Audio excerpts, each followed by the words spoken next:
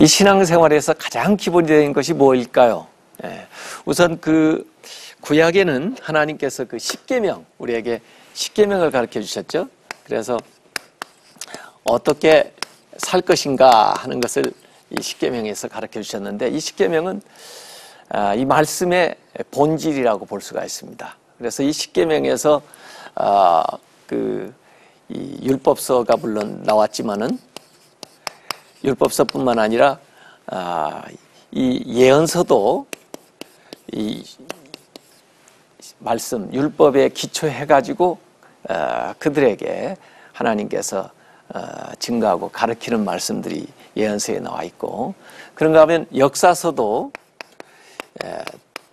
사실은 이 율법의 말씀에 기초해서 그 왕조나 또 시대를 평가하고, 또 그래서 그 말씀에 비롯해서 잘 산 그 왕조, 잘 통치한 왕조는 좋은 왕, 좋은 시대였고, 또 그러지 못한 것들을 이 역사서에서 이 얘기를 하고 있죠. 또 성경에 시가서가 있습니다만은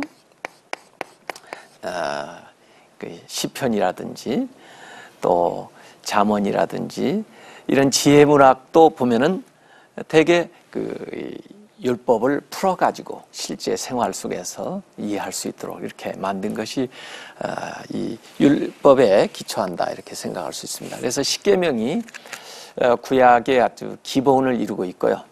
그 다음에 이제 우리 예수님께서 산상수훈에 가르쳐 주신 주기도가 있습니다.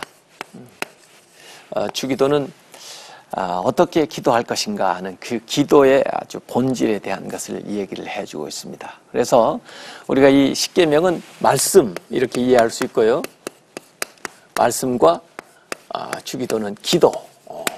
그래서 말씀의 본질을 우리가 십계명에서 찾아보고, 기도의 본질을 주기도에서 찾아보고, 이렇게 하면서 우리의 신앙생활의 아주 기본을 이 말씀과 기본의 이 기도에 이제 세워보는 그런 노력을 해볼 필요가 있다고 생각을 해요.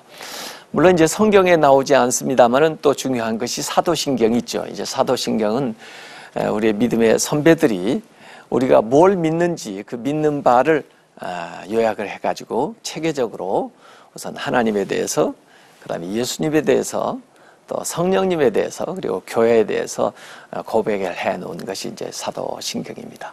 그래서 이러한 것들을 우리가 기본적으로 잘 이해하고 있어야 성경에 대한 것, 또 신앙생활에 대한 것들을 잘 이 건물을 지어가듯이 할 수 있다, 이런 생각을 하고 있어서 우선 이 십계명에 대해서 제가 한번 다뤄보려고 생각을 하고 있습니다.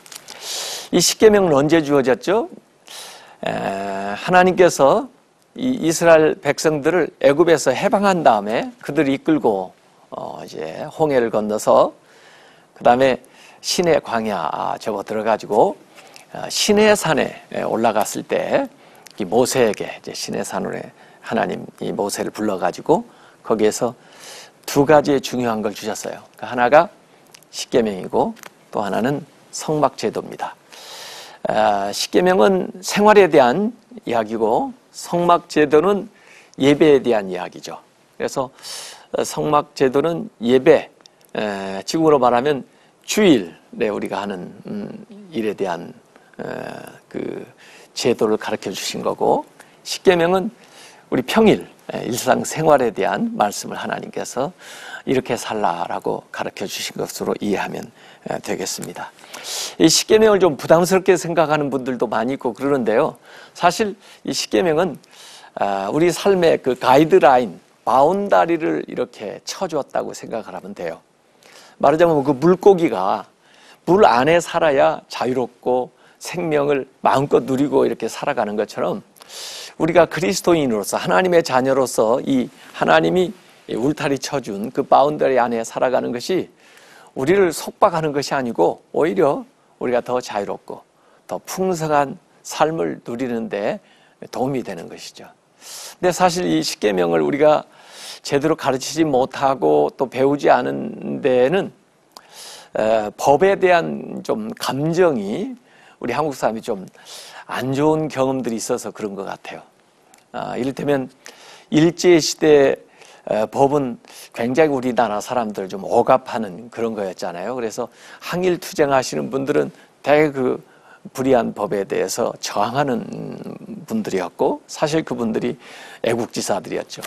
또 민주화 과정 속에서의 그 법이 불합리한 것들이 좀 많이 있었기 때문에 거기에서 억압받고 어려움 당한 사람들이 민주화 운동을 하면서 그 법에 저항한 그 역사들이 있어요. 그래서 이 우리 민족은 이 법에 대한 감정이 좀 좋지가 않은 것 같아요.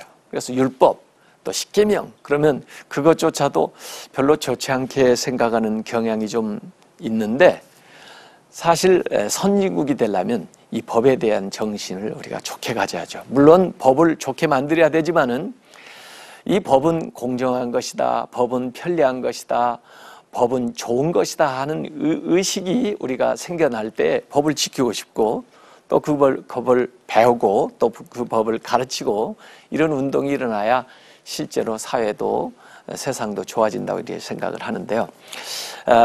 우선 그 유대인들은 굉장히 법에 대한 것이 철저했습니다.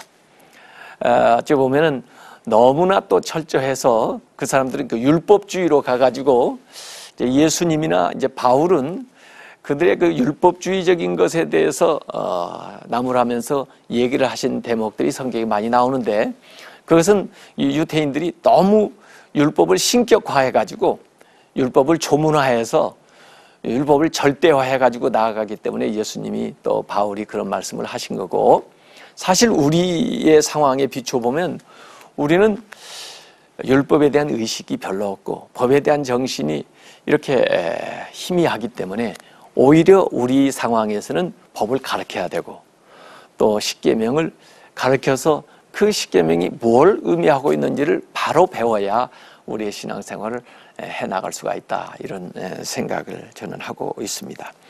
어쨌든 이 십계명은 하나님께서 두 개의 돌판에다가 새겨주셨는데 직접 하나님이 써주신 거죠. 성경 어디에 하나님이 직접 쓰신 게 있으세요? 하나님이 하나님의 사람들에게 영감을 주어서 쓰게 하셨지만은 이 십계명은 돌판에다 하나님이 직접 새겨가지고 주신, 정말 그만큼 소중하고 중요한 그런 말씀이 이 십계명입니다.